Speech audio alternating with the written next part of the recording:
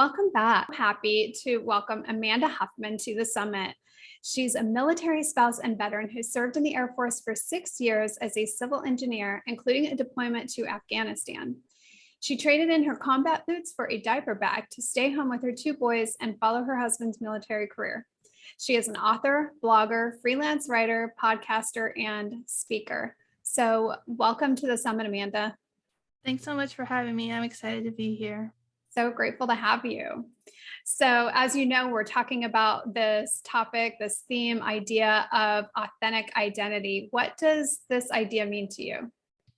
I think it means to share not just the surface level stuff, but the hard things that you struggle with in your life, in your business, and just to be authentic to those so you can help others by sharing your story of success and failure. Mm, I love that. And I know you talk to a lot of women who have been in the military. And so I know you hear a lot of different stories. How do you hear this coming up in each person's story? From what I've heard is when a person opens up and shares their experience, I realize I'm not alone in my story. And this happens to me like on LinkedIn or on the podcast when I'm interviewing people. If I'm vulnerable and I open up about something I'm struggling, I found out from others either they struggled with that in the military or after they left the military or just in life as a business owner. And so when you take that first step to open up and have a conversation, you can find a commonality and then you don't feel so alone in your journey. Yeah, love that. And I think that is something as a business owner that we can often feel is just the sense of like we're doing it all by ourselves. So tell us a little bit about how you did that for yourself. I know you're saying you had to start putting yourself out there, but was that really the first time that you felt like you were able to tap into your authentic identity?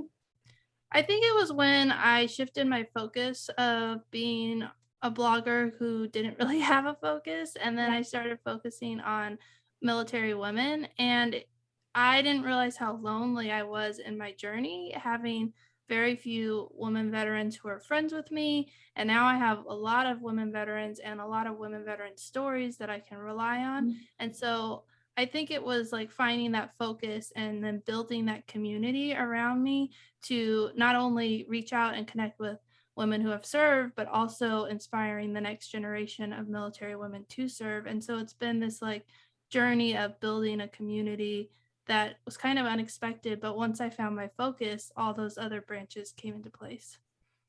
That's so amazing. So talk to us a little bit about that. Just go a little deeper for me and tell us what that's looked like. So when I started the podcast, I actually was working on a roundup podcast episode before I did this interview. And I was like, oh, remember when these people first started the podcast with me and they believed in the work I was doing before think I really believed in it because they came on the podcast. It was brand new. Nobody had even listened to it because I was recording before, it was on the air. And Sure. they believed in me and they shared their story, and their stories just inspired me to share more stories. And Mhm. then young women started reaching out because they wanted to learn about joining the military. And so everything continued to build on everything else that happened in front of it. And I made a guide to help women as they join the military. And I'm working on a book on a similar topic. And I'm just continuing to try and help build the community and grow the community by listening to both my audience and then Right. women who've been on the podcast. I think this is so valuable for people to hear because I mean, obviously, this is a sort of a unique niche in the sense that there's not a lot of women in the military. Of course, more now than there was in the past, but I could see where it would be easy to feel alone and without maybe very many resources. And so you brought something to the forefront that wasn't really there, which Right. is a really powerful thing. So, how has that helped you to sort of transform in your identity as well? Well, it gave me a sense of purpose. When Mm. I left the military, I really struggled to find my purpose because the military kind of hands you a purpose and they're like, here's the mission, you got to get it done. And then you get out and you're like, I don't have a mission. I don't have anything. And I transitioned and I was a stay-at-home mom, and like my kids are really important to me, but it also is kind of more vague, and a lot of challenges of being a mom. And so my podcast and my business has given me a new purpose to help women join the military and to be there for my family. So it's a win-win in that category. Yeah, I love that. So, what tools and resources do you recommend to others to assist them in this process of really discovering their authentic identity? Well, I think finding your community for whatever your niche is, like getting really involved in that area. For me, it's been getting involved in different women veteran organizations. But then also, I really enjoy a really good podcast Mm. that is focused on business, especially if the host is a woman. My favorite podcast is the Gold Digger podcast with Jenna Kutcher. Uh-huh. And I just love listening to her advice and her interviews. And I just get so inspired by that community that she's created. And so I guess I'm all about community. So business community and then niche focused community. Sure. Yeah. No, and I think that's so important because especially now where we're sort of in this like Zoom internet age, right? Where it feels like we don't have some of those connections that maybe we've had in the past, or at least not in the same way. And the military in particular is very kind of community based. Like you're always working with teams of people. And so to come out of that and sort of be on your own, I'm sure had to be just incredibly challenging in and of itself. For sure. So for other people who may be struggling with, that feeling of aloneness, which I think is very, very common right now, what are some ways that you recommend they tap into a community?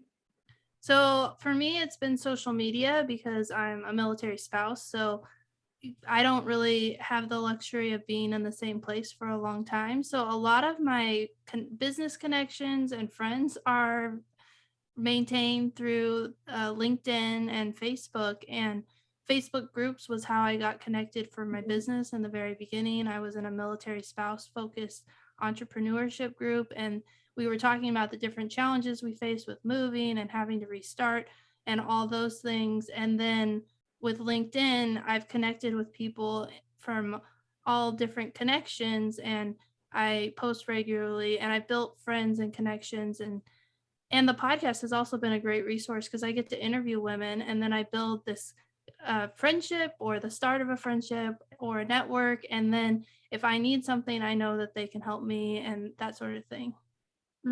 I think that's a really great point. I think as we're kind of like working through the challenges, let's say, of the current state of the world, this idea that we have this connection to each other, that we can support each other, that one of us may have resources that another doesn't, becomes really, really valuable.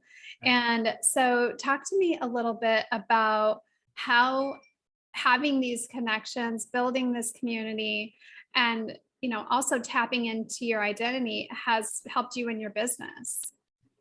I think it's given me opportunities to walk through that I never expected. When I first started my podcast, I was like, if I interviewed a general officer, that'd be so amazing. And I've interviewed 5 general officers, and Love it. I'm just like a normal person. And so to be able to interview senior, like super high senior enlisted members, super high officers, and then just normal people like the rest of us has been really remarkable, especially because some of the general officers have actually reached out to me to be on my podcast. And so that Wow. at first it was me reaching out to them, and now it's reversed, and it's kind of like, what just happened? And so I think people share about the work that I'm doing, and that's where the recognition comes from. It's not anything like I couldn't do most of what I do without the help of other people sharing and Mhm. supporting me. I have people who support me via Patreon, and that helps pay for things. And so it's all about building a network, having people who believe in you share your stuff, and not just Mhm. because you can shout, shout, shout, but when other people tell about what you're doing, that's really impactful. I think that's a really great point. And also just kind of going back just a little bit to what you were saying about, we're really all, coming at this from a very similar perspective, right? We're all kind of feeling like, okay, well, I'm just sort of the average Jane. Like, what do I really bring to the table? What is it about me that people will want to listen to? I know for me, when I first started my podcast, it was like, what do I have to say that is worth listening to? Right. And I think that this is something that a lot of us kind of struggle with in the beginning, with figuring out, okay, well, I sure I have an authentic identity, but how do I actually share it? How do I actually, use that to then build out these other things? So share with us just a little bit about what your very first steps looked like. When I started my business, Yes. So when I started my business, it was really a hobby. It was a blog that I thought was a business, but I didn't know anything about business. And so I was just writing about everything and I was all over the place. But, and a lot of people might think, well, she didn't know what she was doing. Maybe that wasn't the best plan. But I took action and I took a first step. And then I realized maybe we shouldn't talk about everything. I learned that, like, if you're just talking about everything, you're talking to no one. And if you talk to, and that's why I'm so niched down, because of what I've learned. But I just took like tiny little steps forward. I Mhm. took courses, I interacted with different people, I went to free trainings, and I listened to podcasts. And then I took everything that I learned and I used that to step forward. And then I moved forward again, because I think a lot of people see like the success point of business owners and they don't see like it's like an iceberg. You can't see all Right. that hard work that went into creating what you have, and people just want the success and they don't realize the years. Because someone told me, well, you got popular really fast, and I was like, yeah, you've only known about me for a year and I've been doing this for 6-7 years. And they were like, what? And I was like, yeah, there was a lot of work that you didn't know about, but you just saw the rise in popularity at the point that you saw it and Right. not the beginning. I think that's a really great point, because I think, with so many people wanting to start a business and a lot of people going online to do that over the last couple of years, there's sort of been this idea that, you can just go online and just start a business, right? And it's like this overnight thing. And that's really normally not the case. There's a lot of background work that typically goes into it.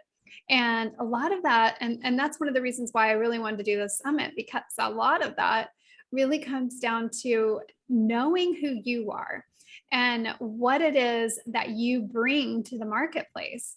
And so being able to tap into that is so powerful. And that's what I love about your story, is that you really tapped into, okay, what are the parts of me that I can share with others that will help them in some way? And then putting in a system in place around that, which usually takes a little bit of time. That's usually not just, wave that magic wand, although that would be amazing. Right. Right. And so that's why I felt like your voice would be really valuable, because not only do you have a unique background, but you've also gone from a totally different type of lifestyle, like you said. And I love that it's very controlled and you're sort of like just constantly told what to do, to then the complete opposite of that, where you've got to figure it all out on your own. You've got to do it all on your own to some degree. And then you're controlling the outcomes without some other, outside source saying yay or nay, that's going to work, or it's not, or that was really effective, or, you just don't have that same kind of feedback. So I really love that. So tell me a little bit about what you see for your business going forward, and how you want to impact women in the future.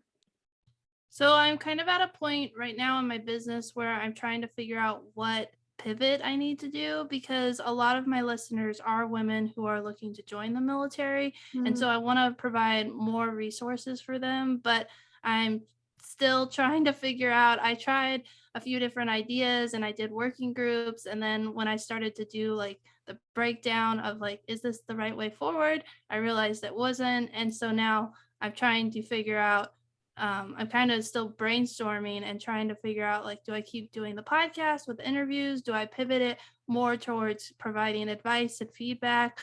Or do I do a mix of both? Or do I do something totally different? And I think a lot of business someone told me, they were like, if you're pivoting, it's wrong. And I was like, no, if you're not pivoting, that's when you have a problem, because Right. that's the thing with like a business and a podcast. You can't just always do the same thing and expect it to work. You always have to be listening to your audience, Mm. watching what different stuff is happening, and then figure out how to go forward and then try it. And then if it doesn't work, try something else. And so, yeah, I'm in the point of I'm trying to figure out where the next step is, but I'm not quite sure how to get to where I want to be and what the right path is. But I am in that, like, I don't know what's happening next Sure. I phase. love that. I love that because I think a lot of us, we find ourselves there at different points. And it's just part, like you said, it's just part of being a business owner where you're going to go through transitions and you're going to pivot, like you said. And it's okay. Like that's part of this knowing who we are, really understanding, okay, well, this is something that makes sense for me and this is something that isn't, and being able to weigh that out for ourselves. Well, I want to talk to people and just let them know that you also, the name of your podcast, first of all, is Women of the Military. Yep. And as we've shared, you just talk to women about their experience in the military, and that you also want to inspire the next generation of women to serve. And so with that, where can people find you? I know obviously they can listen to your podcast, but how can they connect to you personally? So the best place to connect with me is on LinkedIn. That's where I'm the most active. And I think I don't know what my name is. Ironman to Mom is probably what it is. I guess I should know that. But Amanda Huffman, if you search for me, you should be able to find me. And then I'm also on Instagram and Facebook and Twitter at Airman to Mom. And then I also have a blog, www.airmantomom.com. Perfect. Love that. Well, I just want to thank you again for being here with you. I mean, this has been really interesting for me to hear your story. I know when I first saw some of what you were doing, I just thought this is so unique. Like this is something that I think is really needed. And you did a really great job, like I said, of tapping into a need, but also something that was really authentic for you. And so I applaud you for that. And again, if you're a listener out there, if you've thought about the military, of someone who maybe, or you've been in the military, check out her podcast and give yourself the opportunity to connect with her community. Is there anything that you'd like to offer the audience while we have them here? I guess if we're talking about military women, I want to talk about how women have done so much for the military. And so often people don't know about our stories, which is what prompted me to do the podcast in the first place. So the podcast isn't just for the women military community, it's for everyone so that you can learn about what we've done and what our experience has been and kind of change your stereotype of what military people are. Love that. Well, thank you again so much for being here with me today. Thank you. Absolutely. Goodbye, everyone.